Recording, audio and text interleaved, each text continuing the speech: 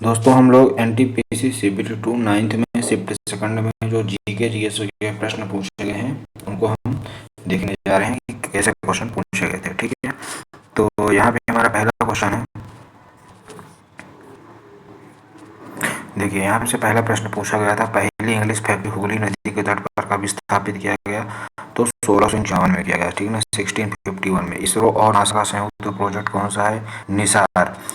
NASA ISRO synthetic aperture radar. मानव विकास सूचकांक 2020 में फर्स्ट रैंक पर कौन सा देश रहा? तो नॉर्वे। एमएस सुब्बुलक्ष्मी किस राज्य से संबंधित है? तो ये मदुरई तमिलनाडु से संबंधित है। कहाँ से संबंधित है? मदुरई तमिलनाडु से संबंधित है।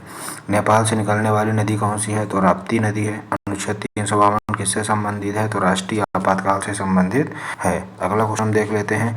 अनुच्छेद 122 किससे संबंधित है? तो विधान परिषद से संबंधित है। जिन राज्यों में विधान परिषद होती है विटामिन सी का स्रोत कौन सा है? तो साइट्रस फ्रूट्स होते हैं। भारत का सर्वोच्च न्यायालय के मुख्य न्यायाधीश कौन है? तो एनवी रमना 48 नंबर के हैं। टाटा एयरलाइन की शुरुआत कब हुई थी? तो 1932 में हुई थी। कब हुई थी? 1932 में हुई थी। अगला क्वेश्चन देखते हैं क्या है हमारा। FRBMA का फुल फॉर्म क्या होता है? तो physical responsibility and budget management act 2003। ठीक है ना, FRBMA का फुल फॉर्म होता है। USB का फुल फॉर्म क्या होता है? तो यूनिवर्सल सीरियल बस। ठीक है। अगला क्वेश्चन था, निम्न में से किस देश का क्षेत्रफल सबसे कम है? नेपाल, पाकिस्तान, भूटान, म्यांमार। तो भूटान का एरिया सबसे कम है। अगला देख लेते हैं। अगला क्वेश्चन हमारा, क्षेत्रफल की दृष्टि से सबसे बड़ा देश कौन सा है? तो रूस है।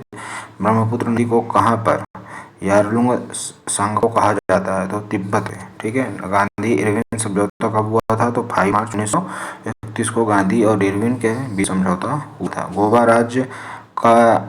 का राज्य के रूप में स्थापना कब हुआ था? तो 30 मई 1987 को। संविधान में संसदात्मक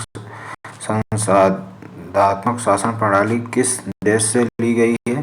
तो ये लिया गया है ब्रिटेन से। ठीक है। नेशनल ऑर्केस्ट्रा ऑफ इंडिया के संस्थापक कौन है? तो म्यूजिशियन रवि शंकर है। अगला क्वेश्चन हम देख लेते हैं। पाम आइलैंड किस देश में है और जिसे पर्यटन को बढ़ावा देने के लिए कृत्रिम रूप से बनाया गया है? तो इसका आंसर हो जाएगा संयुक्त अरब अमीरात। क्या हो जाएगा? संयुक्त अरब अमीरात, UAE। हेपेटाइटिस ए रोग से प्रभावित अंग कौन सा है? तो कौन सा? यकृत, लिवर। ठीक है। किसके द्वारा नाइट्रोजन स्थिरीकरण नहीं होता है? तो गुड़हल द्वारा। ये किसके द्वारा होता है? दलहन की जो फसलें होती हैं, तुअर, अरहर वगैरह, उनसे होते हैं। ठीक है। 2011 की जनगणना के अनुसार भारत के किस राज्य में अनुसूचित जाति की जनसंख्या शून्य है? तो कहाँ है? नागालैंड। कोणार्क का सूर्य मंदिर किस शताब्दी में बनाया गया? तो ये दोस्तों बन गया 13वीं शताब्दी में। कब बनाया गया? 13वीं शताब्दी में बनाया गया था। ठीक है ना। Sports women life time achievement 2021 ये अंजू बाबी जॉर्ज को मिला है।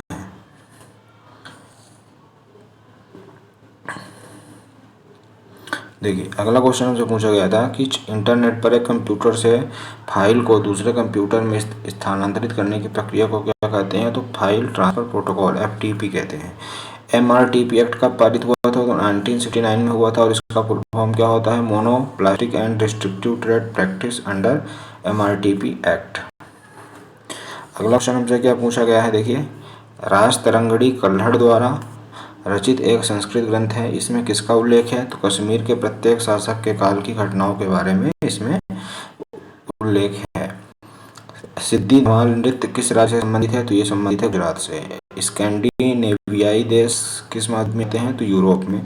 इसमें नॉर्वे, स्वीडन और डेनमार्क। अष्टाध्यायी के लेखक कौन है? तो अष्टाध्यायी के लेखक पाणिनि है। ठीक है।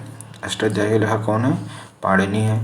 भारत में काली मिट्टी का विस्तार किस क्षेत्र में है? तो दक्षिणी प्रायद्वीपीय पठार के अलावा क्षेत्र में। अटल सुरंग मनाली को किससे जोड़ती है? तो लेह को। भारतीय तबला वादक जिन्हें 1988 में पद्मश्री और 2002 में पद्म विभूषण दिया गया है, उनका नाम क्या है? जाकिर हुसैन है।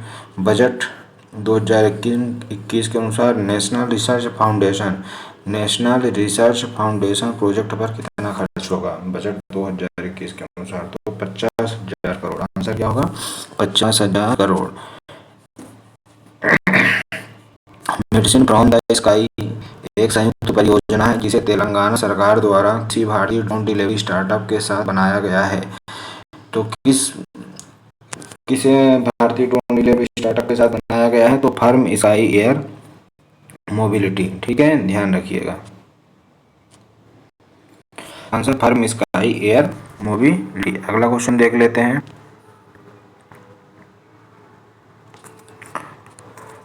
फरवरी 2021 में एक भारत श्रेष्ठ भारत कौन सा कार्यक्रम किया गया है? एक भारत श्रेष्ठ भारत के तहत बंगाल में आयोजित महोत्सव कौन सा है?